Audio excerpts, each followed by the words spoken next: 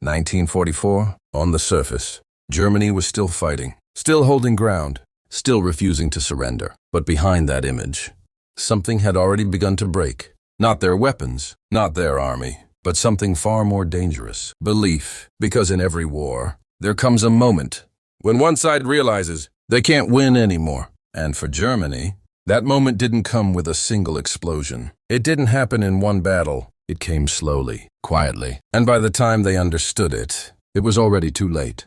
At the beginning of 1944, Germany still looked like a force no one could defeat. From the outside, their army was experienced. Their commanders had already conquered much of Europe, and their strategies had worked again and again. Blitzkrieg. Fast, precise, devastating. It had crushed armies in weeks. It had shocked the world, and for a long time, it made Germany feel unstoppable. But war doesn't stay the same. Enemies learn, they adapt, and slowly, the advantage Germany once had started to disappear. On the Eastern Front, the Soviet Union was no longer retreating. They were pushing forward, relentlessly. Every mile Germany had taken was now being taken back. And these weren't small losses. These were brutal battles, costly, exhausting, and constant. At the same time, Germany was fighting another war in the skies. Bombers filled the air. Cities were hit again and again. Factories destroyed. Production slowed. Resources stretched thin. Fuel became harder to find. Supplies became harder to deliver. And yet, from the outside, Germany still looked strong, because the image of power was still there. But inside the war, the pressure was building from every direction. And pressure changes everything, because the more fronts you fight on, the harder it becomes to control any of them. And Germany wasn't fighting one enemy anymore. They were fighting many, stronger ones, better prepared ones, and most importantly, enemies who had learned from their past mistakes. But the biggest problem wasn't just the enemies. It was something internal. Decisions, rigid, unchanging. No retreat, no flexibility, even when the situation demanded it. And in war, the inability to adapt can be more dangerous than the enemy itself. Because while Germany held on to old confidence, the reality on the battlefield was shifting, slowly, but undeniably. They were no longer advancing. They were holding. And sometimes, they were falling back. At first, it didn't seem like a big deal. Every army faces setbacks. Every war has ups and downs. But this was different, because these setbacks were happening everywhere. And when losses start happening on all fronts at once, it's no longer just bad luck. It's a warning, a sign that something deeper is wrong. But in 1944, Germany wasn't ready to accept that. They still believed they could turn it around, still believed in one big victory, one decisive moment that would change everything. But war doesn't always give you that chance. Sometimes, by the time you realize what's happening, you've already lost control, and that realization was getting closer with every passing day. By early 1944, Germany wasn't fighting one war anymore. They were fighting many, and each one demanded everything. On the Eastern Front, the Soviet Union had changed. This was no longer the same army Germany had pushed back in 1941. Now, they were organized, equipped, and relentless. Wave after wave of Soviet soldiers pushed forward. Artillery thundered without pause. Tanks rolled across frozen ground and broken cities. And with every attack, Germany was forced to give up more land, more resources, more control. It wasn't a sudden collapse. It was slow, grinding, unstoppable. And the cost kept rising. But the East wasn't the only problem.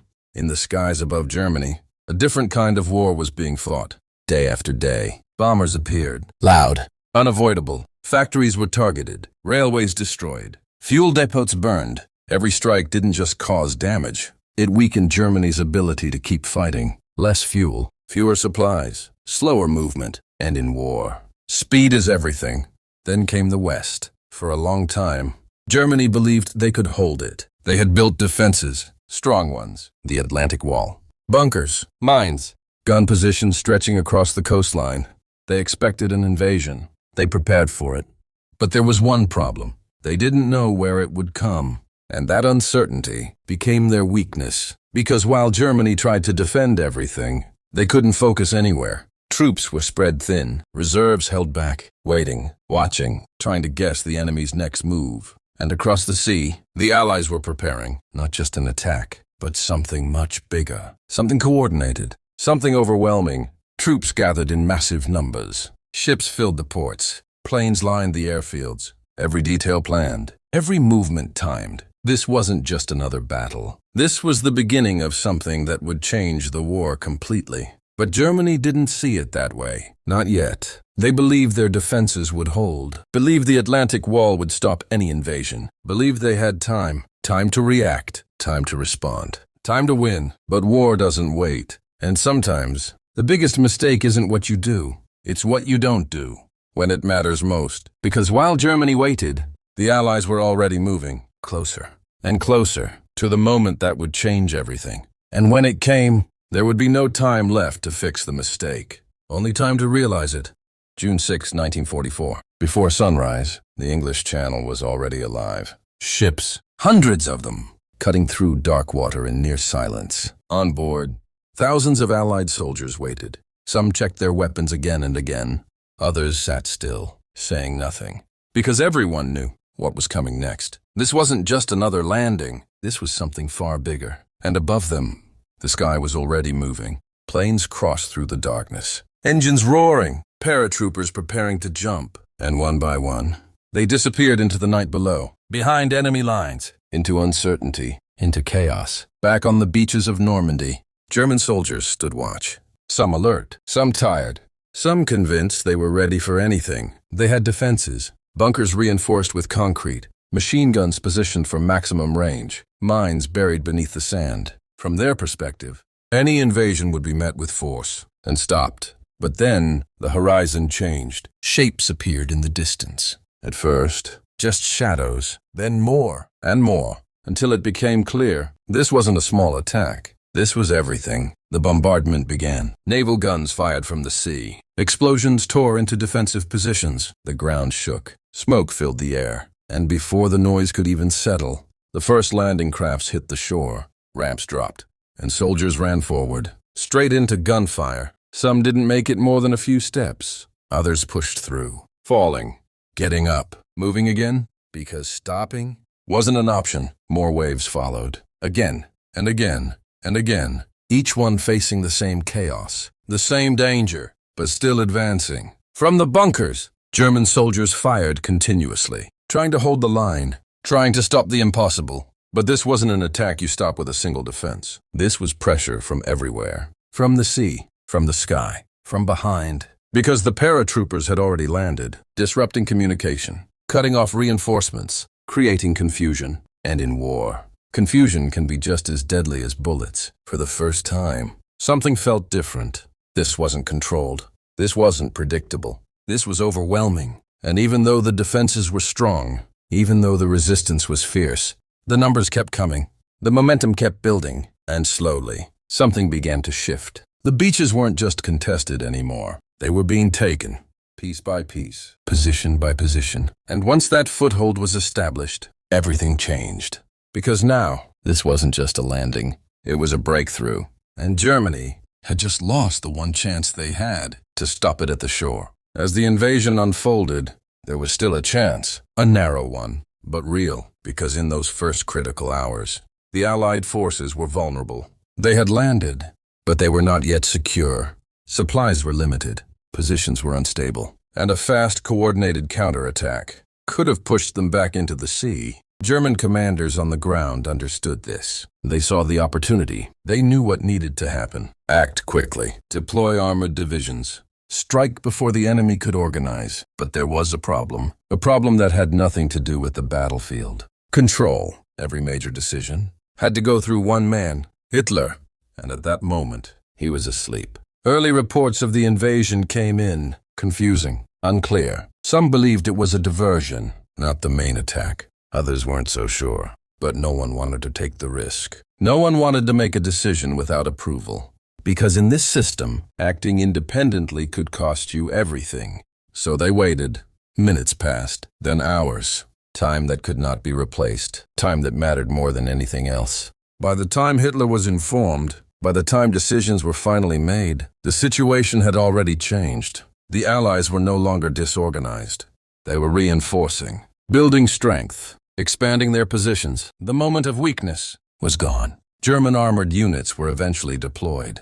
But now, they weren't attacking a fragile landing. They were facing a growing force, prepared, supported, and determined. The advantage had shifted, and it wasn't coming back. This wasn't just a delay, it was a turning point. Because war often depends on moments, short windows where action decides everything, and Germany had missed theirs. From that point on, every decision became harder, every move came too late, and every opportunity was smaller than the one before. Because the Allies didn't stop. They pushed inland, secured more ground, brought in more troops, more equipment, more momentum. And with each passing day, Germany's position weakened further. Not because they stopped fighting, but because they were now reacting. Instead of controlling the battle, and once you lose control in war, it's almost impossible to get it back. That's what made this moment so critical. It wasn't just about one night or one decision. It was about losing the initiative, the ability to shape what happens next. And from here on, Germany would spend the rest of the war trying to recover something they had already lost.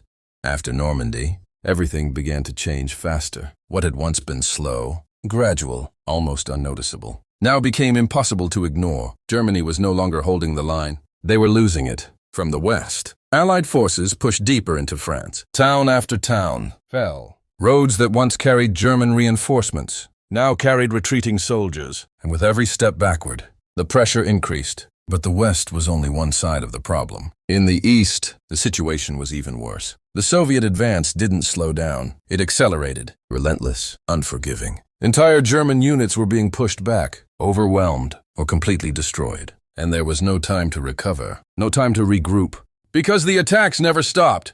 Day after day, night after night, the pressure continued, and slowly, control began to slip away.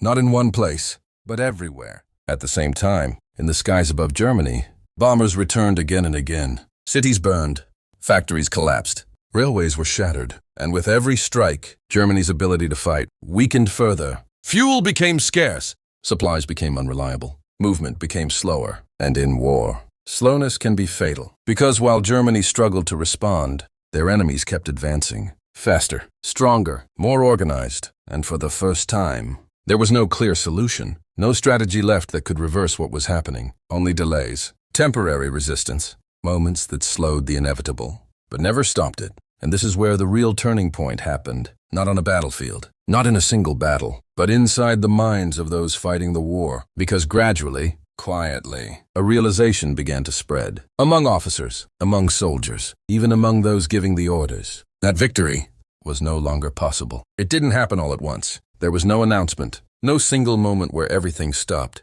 It was a feeling, a growing understanding that no matter what they did next, it wouldn't be enough. Too many fronts, too many enemies, too little time, and no way to regain control. That realization changed everything. Because once you stop believing you can win, you start fighting differently. Not for victory, but for survival, for time, for delay. And that's exactly what happened. Germany didn't stop fighting. They couldn't, but the purpose of that fight had changed. Defensive lines were drawn, last stands were prepared, desperate strategies were used, not to win the war, but to slow its end. And the deeper this realization settled in, the harder every battle became, because doubt is powerful. It slows decisions, it weakens resolve, it turns confidence into hesitation. And in war, hesitation can be just as deadly as defeat. By the time this understanding fully took hold, the outcome was already clear. Not officially, not publicly, but internally. The war could not be won. And everything that followed after that was no longer about changing the result. It was about how long it would take for that result to finally arrive. So when did Germany realize they were losing World War II? It wasn't a single battle. It wasn't one decision. It was a moment, a quiet moment, when reality became impossible to ignore. And once that moment came, the ending was already written. Everything after that was just time running out.